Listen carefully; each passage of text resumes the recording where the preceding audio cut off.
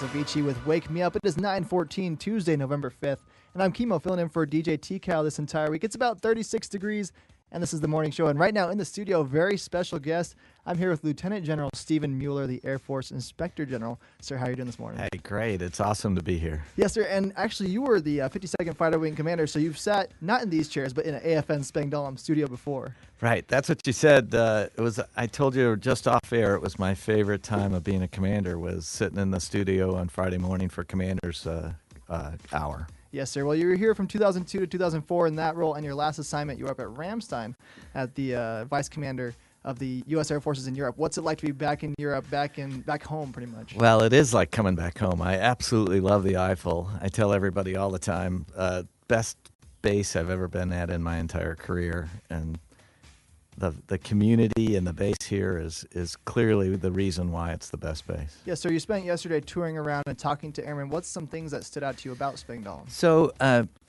it's really nice to come back and see the progress that the base has made. I mean, often when you're at an assignment, you don't really see the changes, the physical changes that are happening here. So it's about 2 years since I've been on Spang, and to come back and see the progress that's made is very makes you feel good, and it's good progress that makes the mission better and makes the environment better for the people that are living here. Absolutely. Lots of big changes, of course, have happened, sir, but you've moved on, of course, to big things. What do you do as the Inspector General of the Air Force? So that's a great question. So I can say I'm out there as the eyes and ears for the Secretary. So I do a lot of travel in the job, and some of it is to talk to airmen and to see, how well the policies and things that are put in place in Washington, how they actually work when they hit the ground in the field. And I get to be able to report back to the folks in that and maybe make some adjustments where we get it wrong. We're always noble, trying to do great policy, but we don't always get it right. So going and giving that feedback is something that I think is a valuable part of the mission. But I also then, I think, get to see how people are doing with the inspection system.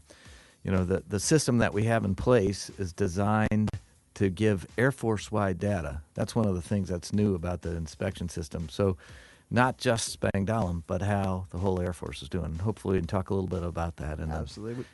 When we get back to it. Yes, sir. We will be coming back to the new inspection system, of course, for all the airmen listening. We're going to talk about how it affects you. But, sir, we're going to come back on the air right after Dane Taylor. Don't rush me.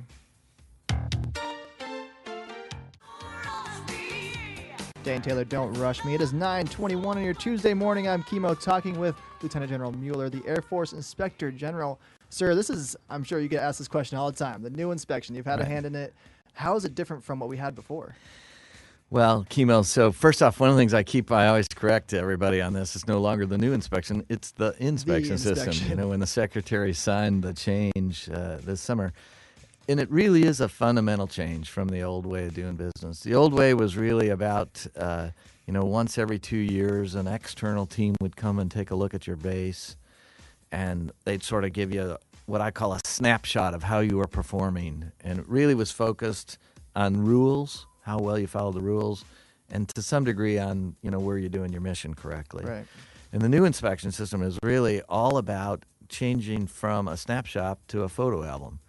And because the idea is if you're continuously looking at yourself, it's impossible to prepare. The old system was all about preparing for the IG to come. Cramming. Yes, sir. And you'd say, I'm not ready to be inspected today. I got to do 6 months worth of work to be able to be inspected. And that's crazy. That's ludicrous, Yes, that you would say. And a lot of that work that was done was wasteful work. Really didn't help you do the mission. And the airmen knew it. That's more important, is they're smart enough to know that they were just doing it for the only purpose of being the inspection. And then we try and motivate them to do that prep by, promising them good grades and, sort of the kind of things like that. And so in the new system, it's really about looking at yourself every day, all the time, and really about doing your mission. And if you're doing your mission correct, then I would say you're inspection ready. But we didn't have the apparatus in place to do that. And so a lot of the change with the inspection system is putting in place an IG at a wing level, so you've got somebody that can be the eyes and ears of the wing commander and can give them the answers to the questions that they want to know.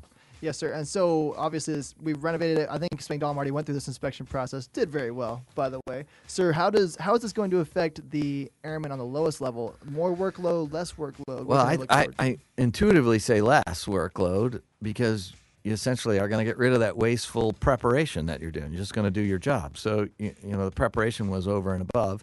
And then I think the other thing that it's really going to do is we really reward you for telling us your problems, right? Not for hiding your problems. It's kind of counterintuitive. We're supposed to come talk to you about what we're doing wrong. Right. Exactly. And that is a cultural change that's going to take a while to take place because we've taught everybody to don't let the IG find it because the write-up is bad. Yeah. When actually the write-up is what's good. When you, as an airman, find the problem, then we can all zero in on it and fix it. If you're out hiding it, then we're really not fixing our problems. And that's one of the reasons that's going to make us a heck of a lot better is we're going to be able to improve ourselves because airmen know what's wrong. They're going to point it out to us, and then the leadership is going to engage the power of the airmen to help us fix it. Well, when you put it that way, it makes sense. Yeah. A lot of sense. Great. So we're about to play one song here, The Brick House. There's a story behind this? Yeah, I say, so obviously you guys have the brick house here on the base, and it kind of goes back to when I was doing this radio show. I used to play that in honor of my wife, and everybody used to give me a little bit of razz over that, and my wife actually hated the song, but I still love it, and I still love your brick house on the base. That's right. This is the Commodores with Brick House. Lana Del Rey, Summertime Sadness. It is 9:31 on your Tuesday morning. I'm Chemo filling in for T-Cow, and lucky me because I have two special guests in the studio, Lieutenant General Mueller, the Air Force Inspector General, and now Colonel Julazadeh, of course, 52nd Fighter Wing Commander. And we brought you on, Colonel Julazadeh, because Lieutenant General Mueller, you were the commander from 2002 to 2004 here. How have things changed? What have you seen that's changed? Well, obviously, the thing that jumps out of you right off the bat is what I say, the Northwest expansion. I don't even know if that's the right term for it anymore, yes, but I think people still say that. But, I mean, the whole view of the base changes when you see all the great things that have gone in the Northwest part, and the future has still got lots to do yet. Absolutely. I mean, what big priorities have you changed in your time here, Colonel Julazadeh, that we've changed? Well, you're talking about the things that actually opened. We've opened up the medical clinic. Brand new. We've got the brand new BX. We're less than a month away from opening up the new fitness center. We're about 4 months away from breaking ground on the new commissary, and probably about less than a year away from breaking ground on the revision of the Spangdahlem Elementary School. So a lot of great stuff, and the CDC, as we talked about yesterday, that's going to be open up next summer. So a lot of great stuff. So the amount of effort that the base has put in to sort of improving itself, the infrastructure, I tell people as my former job as the vice commander looking at this, that Spangdahlem has literally the best infrastructure of any base in all of Europe. Wow. That is an incredible force multiplier. And I know a lot of people are concerned because we've had some mission loss here when the 81st Fighter Squadron left. That's a sad day for, I think the Air Force for them to leave here. But what it shows is we're moving to the future. And one of the things that when you have great infrastructure, we know that mission will follow. The DFAC I had breakfast there this morning with the private org leaders that were on the base, and that's stunning as well because It's not a different DFAC? It's been remodeled since I was last had a meal there, and wow, really nice facility. Awesome. So of course, Lieutenant General Mueller is here. He's the Inspector General of the Air Force. He was wing commander here from 2002 to 2004, and we'll be coming back with him to see what he has to say to all you airmen that are listening right after Lord Royals. I've never seen a dime. Let me live that fantasy. Lord Royals. It is 9:37 on your Tuesday morning. You're listening to The Morning Show. I'm Chemo talking with Lieutenant General Mueller and Colonel Julazadeh. And the Got Consent program, of course, sir, you can't visit the base without talking about the big issues. What is our Got Consent program, Colonel Julazadeh? Well, it's really kind of addressing some of the issues that are at the forefront of the Air Force, of the military today, is sexual assault. And Got Consent program developed by some of the folks here on base, and what they do is just talk about what consent is and how consent works. So we paired that program. We actually created a video. The guys over in legal worked together with y'all to create a video and capture what consent is, and they go through a mock trial, and we show this at various venues specifically to FTAC students. So that's one of the ways, and we've got a couple other things. We've started up Spangdahlem and Men's Roundtable, and we actually talked about that this morning, sir. Right. Yeah. One of the things that if you were to say the big things that are facing the Air Force, well, one of the maybe at the top of the list is trying to get a hold of the issue of sexual assault and sexual harassment in the workplace. And it's really something that, the standard on that is 0. And so any assault, really goes against the grain of who we are as airmen. And so, like the inspection system, you got to turn to airmen for solutions. We talk a lot about trying to create solutions in Washington, and I think programs like Get Consent is really a local way of trying to solve some of the problems. It's how our airmen sort of help us navigate through tough waters that are out there. And it is really one of those issues that really erodes at the Air Force, and we don't even really realize it. And that's one of the reasons why we're getting a little bit of extra help from Congress, is saying you've got to first admit that you got a problem and then go on it. I would tell you, we've admitted that we have a problem. And everywhere from our chief of staff down to our most junior airmen, we're going to solve this problem in our Air Force. Yes, sir. And that's just one of our private organizations you met with. You also met yesterday with the Spangdahlem Men's Roundtable. What do you think of those organizations? Well, I really do believe that the solution to these issues and the way we get better is by small groups. Mm-hmm. And I believe that we solve this sort of airman to airman, not going into the base theater. And so both those groups, I think, are great ways to innovate to get at the issues in small group environment. And so I think those are solutions that the Air Force can buy. They don't cost you anything. Yes, sir. And they probably are our best bet to solve the problem. Absolutely, yes, sir. Well, we have another tough question coming up next. Of course, we got to ask you about money. That's right after ZZ Top. Colonel Julazadeh, you picked this one. The classic rock. You can't get away from it. Got to go back to that theme. Classic rock, ZZ Top, Sharp Dressed Man. It is 9:44, and this is the morning show. I'm Kimo, talking right now with Lieutenant General Mueller, the Air Force Inspector General, and Colonel Julazadeh, the 52nd Fighter Wing Commander. Sir, you can't visit the base and be your rank without getting asked the big questions. Money, what's going on? Yeah, that was one of the early questions this morning at breakfast. And I think I probably had it disguised a couple times yesterday. Yes, I think whenever anybody talks about Washington, D.C., and clearly all the news, it's about money. Yes, sir.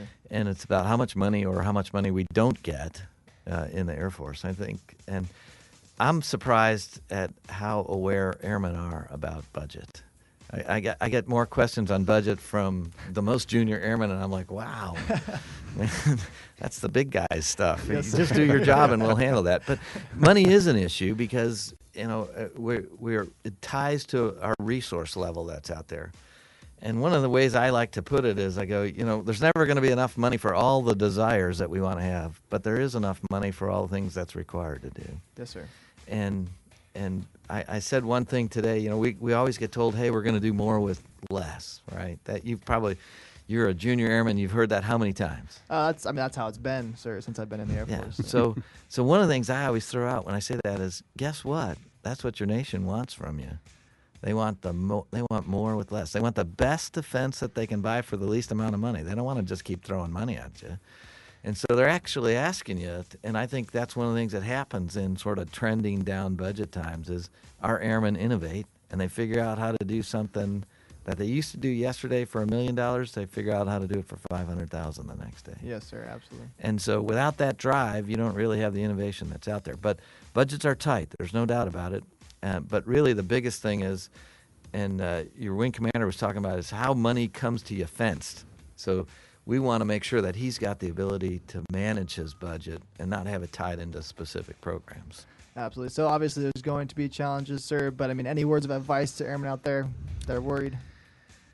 Well, I think it's okay to worry about it, but I think in the end of the day, we're the best Air Force on the planet, and we're still going to be the best Air Force on the planet at $100 billion. Yes, that's our Air Force. That's more money than every Air Force on the planet put together. Yes, so sir. we're going to be fine, but we're going to still ask airmen to innovate and use money wisely. Yeah, sir, I really believe that General Welsh's Power by Airmen, Fueled by Innovation is absolutely brilliant. Because we have challenged over the last 6 months, we have really challenged our airmen to kind of think outside the box and and come up with new ways of doing things. When they took money away from us for vehicles, we go, okay, well, let's park these vehicles over here. Let's find a new way of doing business, figure out how to do this better and cheaper. And, oh, by the way, we don't need all those vehicles. We just realized we don't need about 20% of those. Yeah, I think that's exactly right on. We wouldn't get the great ideas that we had if we didn't put pressure on people for resources. And tying back to the inspection system, we still want them, though, to say, hey, I don't have enough to do the job, and identify that so we can actually get the right resources to the right place. Absolutely, yes, sir. Well, I think we have time, sir, for us to come back on one more time. You can give a little personal message out to the airmen listening.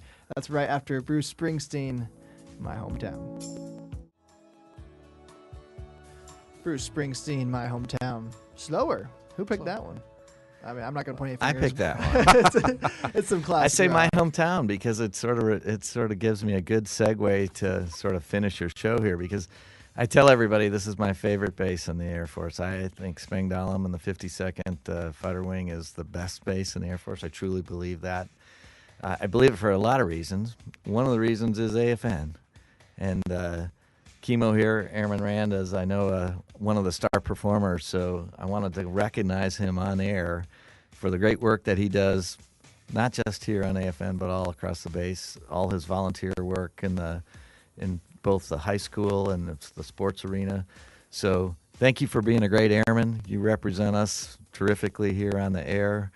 And I want to say thanks for the great visit to the Eiffel and to Team Spangdahlem. Wow, thank you, sir. Well, I'll reach across the table here. Thank you very much, sir. And is there a message, sir, that you'd like to say to all airmen at Spangdahlem? Yeah, I'd say, you're in the world's best Air Force. And I think you're lucky. Not only are you in the world's best Air Force, but you're in probably the world's best base. And so enjoy every day. I know it's hard. There's some days that you're sitting there knocking your head against the wall thinking, wow, I can't get my mission done.